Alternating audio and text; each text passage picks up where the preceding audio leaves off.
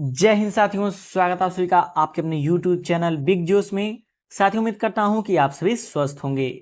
तो साथियों, आज के इस वीडियो लेक्चर में हम डिस्कस करने वाले हैं railway NTPC, SSC GD, SSC MTS एवं आरपीएफ कांस्टेबल इत्यादि परीक्षाओं में पूछे जाने वाले उन सभी महत्वपूर्ण जीके जीएस क्वेश्चंस को जो कि आप सभी के एग्जाम में पूछे जा सकते हैं। तो वीडियो को इन तक जरूर देखिएगा क्योंकि दिए गए सभी क्वेश्चंस एग्जाम ओरिएंटेड और सेलेक्टिव हैं। तो आइए देखते हैं। जैसे हमारा पहला प्रश्न है, प्रथम राष्ट्रमंडल खेलों का आयोजन निम्नलिखित में से किस वर्ष किया गया था? काफी इंपॉर्टेंट क्वेश्चन है। तो प्रथम राष्ट्रमंडल खेलों का आयोजन जो कि सन 1930 ईस्वी में किया गया था। कहां पे? कनाडा में। कहां पे? कनाडा में किया गया था सन 1930 ईस्वी में प्रथम राष्ट्रमंडल खेलों का आयोजन। अगर बात करें 1896 ईस्वी की, तो प्रथम बार फर्स्ट टाइम जो है कि ओलंपिक जो है कि 1896 ईस्वी में एथेंस में हुआ था। कहां हुआ था? एथेंस में हुआ था। याद रखिएगा, इंपॉर्टेंट पॉइंट है। तो 1896 ईस्वी में प्रथम बार ओलंपिक खेलों का आयोजन किया गया था एथेंस में। साथ ही ये भी याद रखिएगा कि 33वां जो ओलंपिक हुआ है अभी हाल ही में, वो कहां पे हुआ है? पेरिस में हुआ था सन 2024 में, जो कि वर्तमान में चल रहा है। बात करें नेक्स्ट ओलंपिक की, तो कौन सा एडिशन हो जाएगा? 34वां एडिशन हो जाएगा। और कब होगा? सन 2028 ईस्वी में। कहां पे होगा? लॉस एंजिल में होगा सन 1928 में 34वां संस्करण। तो ये आप इंपॉर्टेंट पॉइंट याद रखिएगा। जो ओलंपिक खेल का जो आयोजन हुआ है वो 33वां था, जो कि कहां पे हुआ है? पेरिस में हुआ है। और फर्स्ट कब हुआ था? 1896 ईस्वी में फर्स्ट हुआ था। बात करें 1951 की, तो याद रखिएगा फर्स्ट टाइम जो है कि एशियन गेम का जो है कि आयोजन जो है कि 1951 ईस्वी में पहली बार हुआ था। और बात करें 1975 ईस्वी की, तो 1975 ईस्वी में पहली बार, कब? पहली बार जो है कि पुरुष क्रिकेट वर्ल्ड कप टीम का पहली बार आयोजन हुआ था। कहां पे हुआ था? इंग्लैंड में। कहां हुआ था? इंग्लैंड में हुआ था। तो याद रखिएगा, एक क्वेश्चन से आप सभी को 4 क्वेश्चन लर्न होते जा रहे हैं। तो सभी पॉइंट को याद रखिएगा, एग्जाम में पूछे जा सकते हैं। नेक्स्ट क्वेश्चन है, गैस, जल, विद्युत आपूर्ति अर्थव्यवस्था के किस क्षेत्र का हिस्सा है? तो आपको बताना है कि गैस, जल, विद्युत आपूर्ति अर्थव्यवस्था के किस क्षेत्र का हिस्सा है। देखिए, इस तरह के क्वेश्चन आप सभी के एग्जाम में 100% मिलेगा ही मिलेगा। तो आइए बात करते हैं प्राथमिक क्षेत्र में कौन कौन से आते हैं। तो प्राथमिक क्षेत्र में हमारा आता है कृषि, खनन, जिसे इंग्लिश में माइनिंग भी कहा जाता है, मछली पालन, और उसके बाद से पशुपालन भी आ जाता है। किसमें? प्रथम में। द्वितीय क्षेत्र में कौन कौन से आता है? तो द्वितीय क्षेत्र में आता है गैस, वाटर सप्लाई, उसके बाद से इलेक्ट्रिसिटी।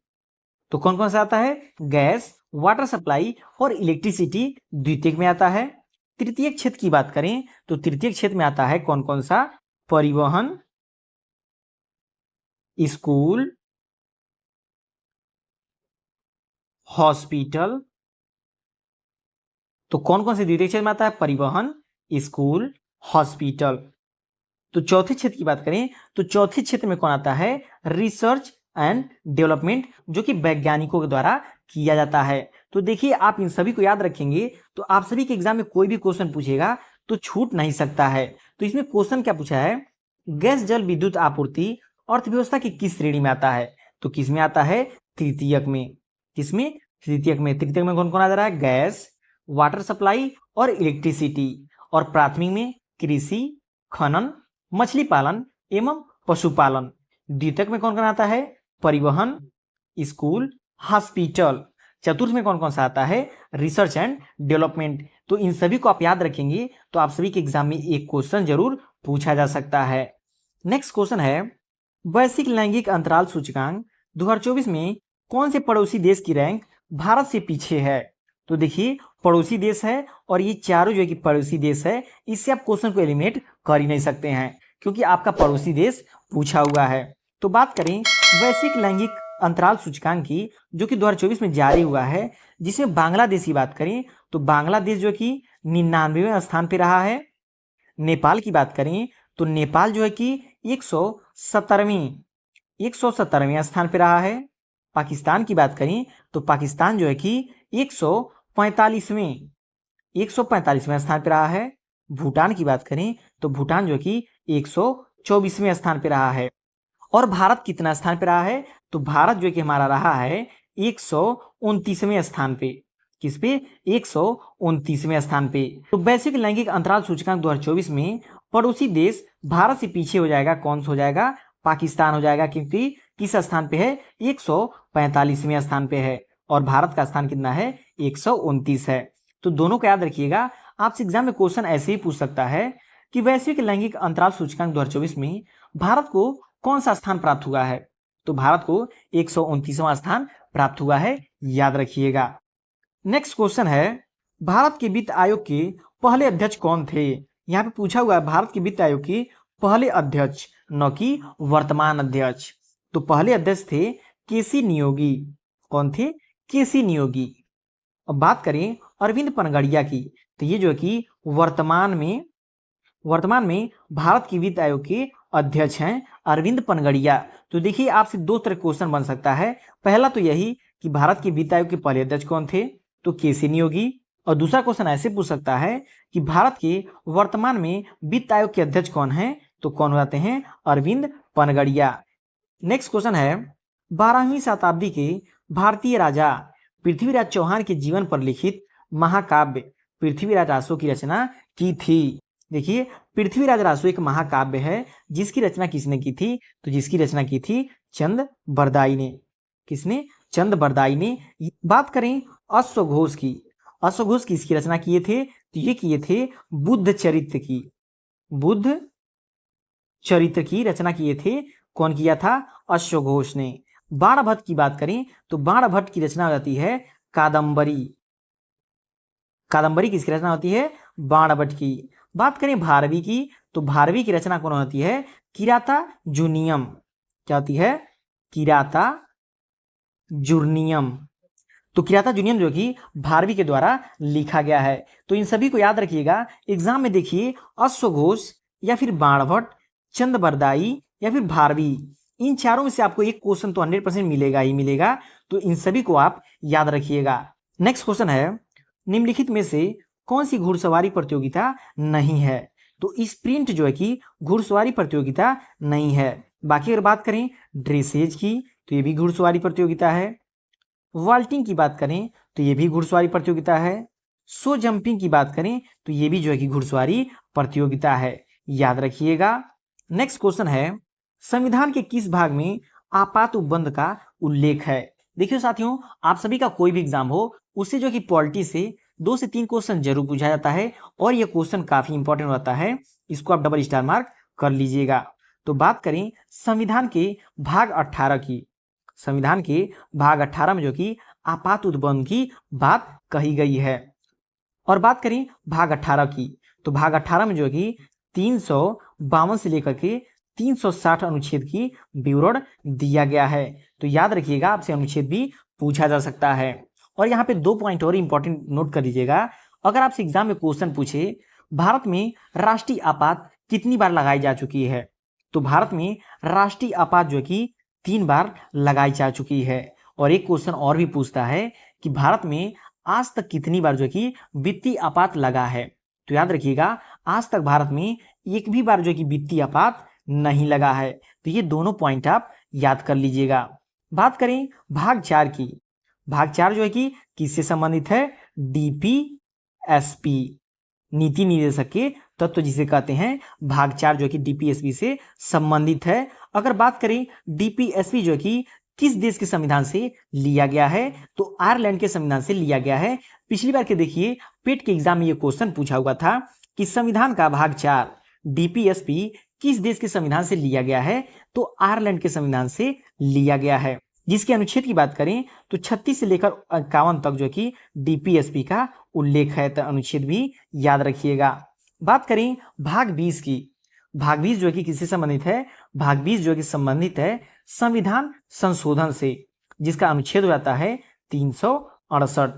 तो देखिए आपसे एग्जाम में क्वेश्चन पूछा जा सकता है कि अनुच्छेद 368 किससे संबंधित है? तो अनुच्छेद 368 जो कि भाग 20 से संबंधित है, जो कि संविधान संशोधन है। अब बात करें भाग 4A की, तो भाग 4A किससे संबंधित है? भाग 4A संबंधित है मौलिक कर्तव्य से। किससे? मौलिक कर्तव्य से। बात करें मौलिक कर्तव्य की, वर्तमान में कितने मौलिक कर्तव्य हैं? 11 हैं, जो कि पहले कितने थे? 10 थे। तो इनको भी आप याद रखिएगा। साथ ही में एक इंपॉर्टेंट पॉइंट और याद कर लीजिएगा कि भाग 4A जो है कि 42वें संविधान संशोधन के द्वारा जोड़ा गया था।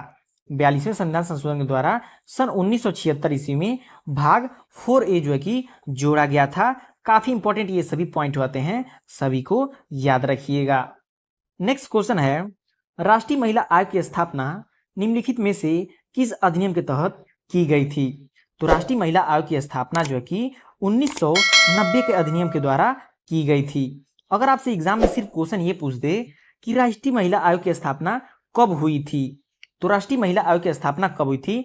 1992 ईस्वी में। कब हुआ था? 1992 ईस्वी में, 1990 के अधिनियम के तहत की गई थी। बात करें पहली महिला अध्यक्ष की, राष्ट्रीय महिला आयोग की पहली महिला अध्यक्ष कौन थी? आपसे एग्जाम में अगर पूछ दे तो कौन हो जाएंगी? जयंती पटनायक। याद रखिएगा, जयंती पटनायक। पहली महिला अध्यक्ष कौन हो जाएंगी? जयंती पटनायक। अगर वर्तमान में पूछे, वर्तमान में राष्ट्रीय महिला आयोग की अध्यक्ष कौन है, तो याद रखिएगा रेखा शर्मा। रेखा शर्मा जो है कि वर्तमान में राष्ट्रीय महिला आयोग की अध्यक्ष हैं। तो याद रखिएगा, इंपॉर्टेंट पॉइंट है। नेक्स्ट क्वेश्चन है, भारत के राष्ट्रपति चुनाव में कौन भाग नहीं लेता है? तो भारत के राष्ट्रपति चुनाव में इन चारों में से कौन भाग नहीं लेता है? तो लोकसभा के निर्वाचित सांसद ये भी भाग लेते हैं, राज्यसभा के निर्वाचित सांसद ये भी भाग लेते हैं, राज्यसभा के मनोनीत सांसद ये जो है कि भाग नहीं लेते हैं। बाकी विधानसभा के निर्वाचित विधायक ये भी भाग लेते हैं, लेकिन राज्यसभा में जो कि 12 सांसदों को मनोनीत किया जाता है, जो कि राष्ट्रपति के चुनाव में भाग नहीं लेते हैं। तो इसको आप याद रखिएगा, कई बार एग्जाम में ये पूछा हुआ क्वेश्चन है। तो साथियों, वीडियो की क्वालिटी और कंटेंट आपको पसंद आ रहा हो तो वीडियो को लाइक और चैनल को सब्सक्राइब जरूर कर लीजिएगा। आइए देखते हैं, नेक्स्ट क्वेश्चन है, 2011 की जनगणना के अनुसार न्यूनतम महिला साक्षरता दर कहां दर्ज की गई थी? देखिए, संपूर्ण भारत में 2011 में जनगणना हुई थी, जिसमें न्यूनतम महिला साक्षरता दर कहां पे दर्ज की गई थी? किस राज्य में? तो बिहार राज्य में। बिहार एक ऐसा राज्य था जिसमें महिला ही नहीं बल्कि पुरुषों की भी साक्षरता दर सबसे कम थी। बात करें केरल राज्य की, तो केरल राज्य में महिलाओं एवं पुरुषों दोनों की जो एक साक्षरता दर सबसे अधिक थी, लेकिन सबसे कम कहाँ थी? बिहार में थी। और सबसे अधिक अगर पूछ दे तो कहाँ पे थी? केरल में थी। पुरुष पूछे तब भी बिहार हो जाएगा, महिला साक्षरता दर पूछे तब भी बिहार हो जाएगा। पुरुष साक्षरता दर अधिक तब भी केरल, महिला साक्षरता दर अधिक तब भी केरल ही हो जाएगा। तो इन दोनों पॉइंट में डिफरेंस समझ लीजिएगा और याद रखिएगा, आपसे एग्जाम में क्वेश्चन पूछा जा सकता है। नेक्स्ट क्वेश्चन है, भारतीय संविधान में मूल कर्तव्यों को किसकी सिफारिश पर शामिल किया गया था? तो किसकी सिफारिश पर शामिल किया गया था? देखिए, ये चारों समिति काफी मोस्ट इंपॉर्टेंट है और इनसे हर बार एग्जाम में एक एक क्वेश्चन जरूर पूछा जाता है। जिसमें सबसे पहले बात करें विवेक देवरा समिति की, तो विवेक देवरा समिति की सिफारिश पर जो कि जीएसटी का गठन हुआ था। किसका? जीएसटी का गठन हुआ था। कब हुआ था? 1 जुलाई सन 2017 को। तो देखिए, समय भी याद रखिएगा, आपसे एग्जाम में समय भी पूछा जा सकता है कि जीएसटी का गठन कब हुआ था? 1 जुलाई सन 2017 को। और जीएसटी से संबंधित संविधान संशोधन कौन सा है, ये भी याद रखिएगा। 101वां संविधान संशोधन किससे संबंधित है? जीएसटी से ही संबंधित है। बात करें शिवरमन समिति की, तो शिवरमन समिति के सिफारिश से जो है कि नाबार्ड की स्थापना हुई थी। किसकी? नाबार्ड की। नाबार्ड की स्थापना हुई थी। कब हुई थी? 12 जुलाई सन 1982 ईस्वी को नाबार्ड की स्थापना हुई थी, जिसका फुल फॉर्म होता है national bank for agriculture rural and development. तो याद रखिएगा। बात करें बलवंत राय मेहता समिति की, तो बलवंत राय मेहता समिति की सिफारिश पर जो है कि सन 1957 ईस्वी में जो कि त्रिस्तरीय पंचायती राज व्यवस्था की शुरुआत हुई थी। बात करें सरदार स्वर्ण सिंह समिति की, तो सरदार स्वर्ण सिंह समिति के द्वारा जो है कि भारतीय संविधान में 42वें संविधान संशोधन के द्वारा सन 1976 ईस्वी में 10 मौलिक कर्तव्य जोड़े गए थे, जिसमें आगे चल करके 86वें संविधान संशोधन द्वारा, इसमें 86वें संविधान संशोधन के द्वारा जो कि शिक्षा के अधिकार को मौलिक कर्तव्य में जोड़ा गया, जिससे मौलिक कर्तव्यों की संख्या कितनी हो गई? 11 हो गई। तो याद रखिएगा, भारतीय संविधान के मूल कर्तव्यों की सिफारिश जो है कि सरदार स्वर्ण सिंह समिति की सिफारिश पर हुई थी। ये क्वेश्चन याद रखिएगा और इन सभी पॉइंट को भी नोट कर लीजिएगा। नेक्स्ट क्वेश्चन है, the race of my life निम्नलिखित में से किस खिलाड़ी की आत्मकथा है? तो किस खिलाड़ी की? मिल्खा सिंह की। मिल्खा सिंह की आत्मकथा क्या है? The race of my life. Next बात करें पीटी उषा की, तो पीटी उषा का आत्मकथा क्या है? Golden girl. Golden girl. आपसे एग्जाम में अगर क्वेश्चन पूछा जाए कि गोल्डन गर्ल किसकी आत्मकथा है, तो याद रखिएगा पीटी उषा की। नेक्स्ट क्वेश्चन है, भारतीय संविधान का अनुच्छेद 200 किस विषय से संबंधित है? तो भारतीय संविधान का अनुच्छेद 200 जो कि विधेयकों पर राज्यपाल की सहमति से संबंधित है। याद रखिएगा। देखिए, दिए गए सभी पॉइंट काफी इंपॉर्टेंट हैं, क्योंकि सभी से एक क्वेश्चन आपसे एग्जाम में पूछा जा सकता है। जैसे अगर बात करें, राष्ट्रपति के अध्यादेश जारी करने की शक्ति किस अनुच्छेद में है? तो राष्ट्रपति के अध्यादेश जारी करने की शक्ति अनुच्छेद 123 में है। विधेयकों पर राष्ट्रपति की सहमति का अनुच्छेद किससे है? 111 से। राज्यपाल द्वारा अध्यादेश जारी करने की शक्ति किससे संबंधित है? 213 से। तो देखिए, जो राष्ट्रपति को अध्यादेश जारी करने की शक्ति होती है 123 में, ठीक वैसे ही राज्यपाल द्वारा अध्यादेश जारी करने की शक्ति होती है अनुच्छेद 213 के द्वारा। याद रखिएगा। देखिए, एग्जाम में ऐसे क्वेश्चन पूछा जाता है कि भारतीय संविधान के किस अनुच्छेद में राष्ट्रपति द्वारा अध्यादेश जारी करने की शक्ति संबंधित है? तो 123 से। ऐसे इन सभी पॉइंट को याद रखिएगा। नेक्स्ट क्वेश्चन है, एकल के लिए बैडमिंटन कोर्ट की चौड़ाई कितनी होती है? तो देखिए, जो भी बैडमिंटन का कोर्ट होता है वो 2 होता है। एक में अकेला एक प्लेयर होता है, दूसरे में एक प्लेयर होता है।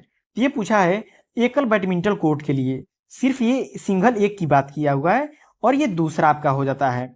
तो एक का कोर्ट की चौड़ाई कितनी हो जाती है? 5.18 मीटर होती है। इसको आप याद रखिएगा, कई बार एग्जाम में पूछा जा चुका है।